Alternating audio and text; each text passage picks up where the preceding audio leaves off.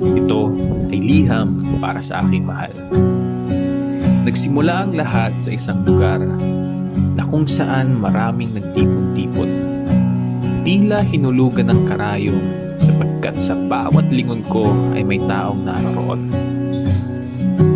Ngunit sa isang iglap ay aking nakita. Isang babae na patigil ng aking hininga.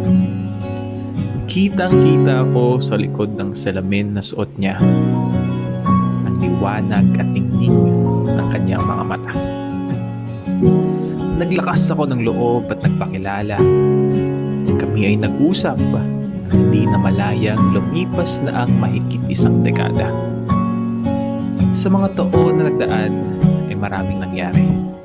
Dumaan ang saya, lungkot at nasaktan ng isa't isa. Ngunit kahit ganun pa man ay tinakda ng panahon na muling magkita.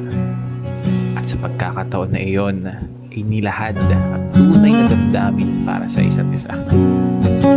Sa mga araw, linggo at buwan na tayo'y magkasama, hindi maipaliwanag na saya ang iyong napadama. Pangako sa iyo, mahal, na hindi titigil.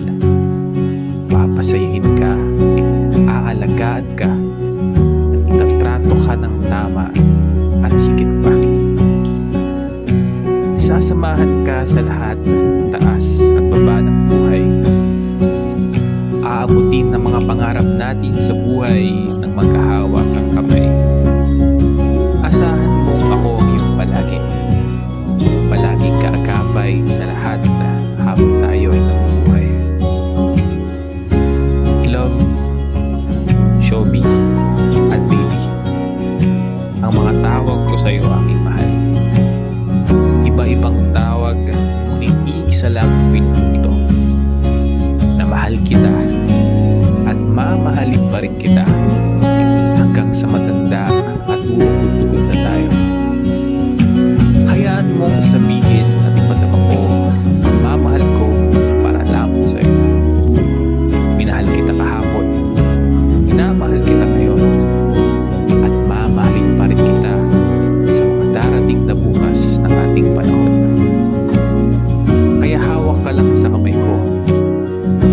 Hahalikan ka sa noo, pisngi, ilong at labi mo, at tayo'y maglalakbay sa daan na ang laman lamang ay tayo.